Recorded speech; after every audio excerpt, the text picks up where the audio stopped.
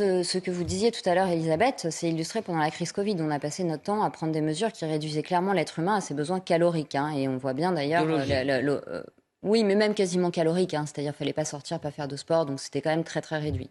Moi, quand j'ai fait un peu l'analyse de ce discours, j'ai vu qu'il y avait plusieurs niveaux en fait de langage. D'abord, j'ai cru que c'était un aveu d'impuissance, enfin un aveu d'échec, et qui reconnaissait finalement les limites de ce qu'on nous avait beaucoup vanté depuis des décennies, à savoir l'hypermondialisation, la perte de la souveraineté énergétique, la désindustrialisation du pays, etc.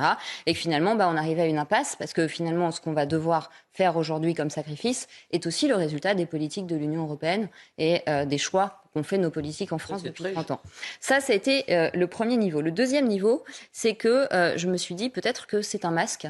Sans faire de mauvais jeu de mots, c'est un masque un peu lyrique, comme il a parfois des envolées un peu lyriques, sur l'absence de cap, puisqu'à un moment donné, on nous a dit jamais on sacrifiera les terrasses pendant la crise Covid et le plaisir, et maintenant il faut renoncer aux illusions et aux évidences.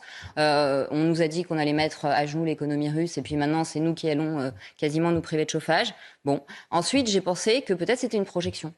Parce que là, je me suis quand même nous parler d'insouciance. Alors qu'un ménage de 4 à Paris ne peut pas s'acheter un appartement quand les deux travaillent sans avoir un apport familial, je pense qu'il est un petit peu déconnecté. Ni même le louer, parce que nous, cliniciens, nous n'avons jamais vu les gens aussi anxieux qu'aujourd'hui.